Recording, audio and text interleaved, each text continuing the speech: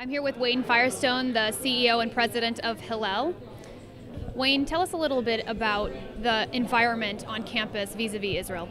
First of all, there's tremendous curiosity. Israel is both a place and a subject matter that I think comes up on campus quite a lot. Students don't know a lot about it, but the good news is that they're actually interested, and that's actually the biggest battle that we fight.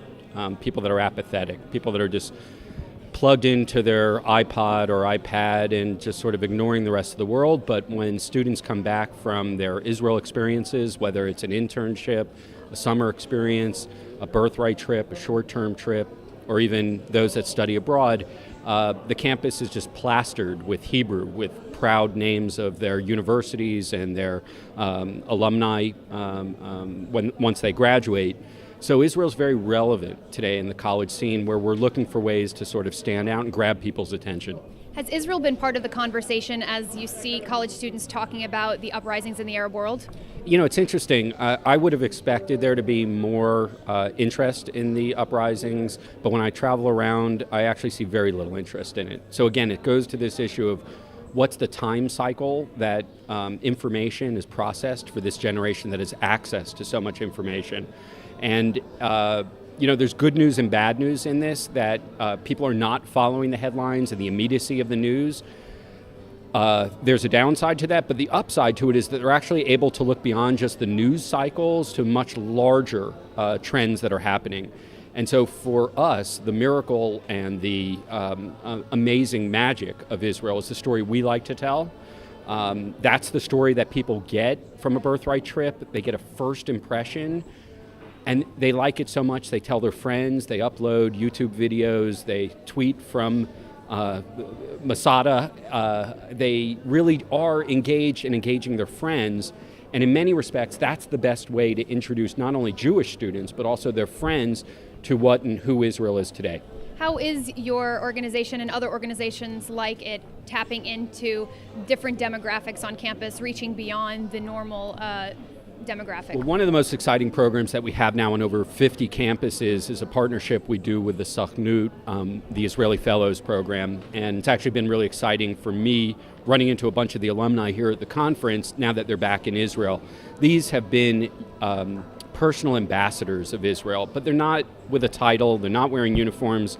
It's a people-to-people diplomacy. And for young people who are so social, their social networks as what is defining this particular generation, for us to have Israelis that are proud and are diverse on all of our different campuses, some that are very quiet campuses, some that are frankly much more confrontational around Israel issues.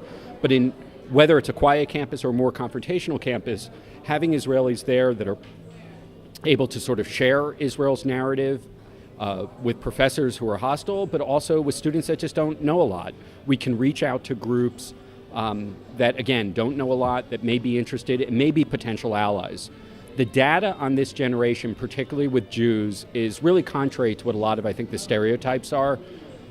In the spring, we did a major national survey of Jewish students on their attitudes, and over 79% of Jewish students say that Israel is either important or very important to them today. And that's contrary to what a lot of people, I think, may have as a misimpression.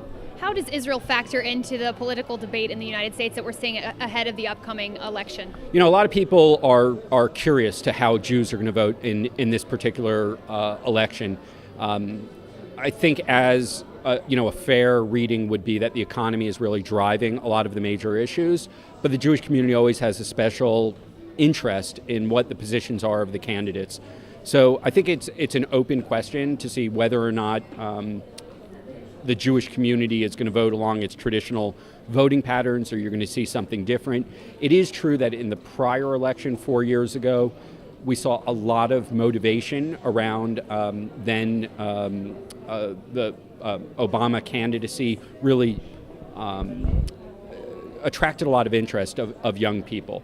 I think it remains to be seen until after the conventions whether one candidate or both candidates are going to do a lot of appeal in the way that they did 4 years ago to the campus. And it'll be interesting to see if the campus becomes a battleground between, as it did in the last election, where it got a lot of attention. The campuses have often been perceived as burning, and the Israel sentiment on campus has largely been seen as negative. Right now, what is it like to be a pro-Israel, a vocal pro-Israel student on campus? So I think pro-Israel students on campus are among the most effective voices today. They are often trained and come with an understanding of the nuances of the campus. We have a strong history of seeing that students are our best assets on a campus. They understand the dynamics as opposed to often well-intentioned efforts to sort of parachute in a speaker or an expert on something. And again, there's a time and a place for that, but the students themselves that are activists are the ones that actually can have the most impact with their friends. They know they've defeated some of the worst pernicious divestment efforts and other things like that in places like Berkeley and elsewhere. And those stories should not be sort of underestimated of how important that is. Even on a campus where there's a lot of hostility, you may actually have some of the best pro-Israel advocacy and programming that's going on, and that doesn't actually appear anywhere and get the kind of public attention probably that it should. Thank you very much, Wayne, and we hope you enjoy the conference.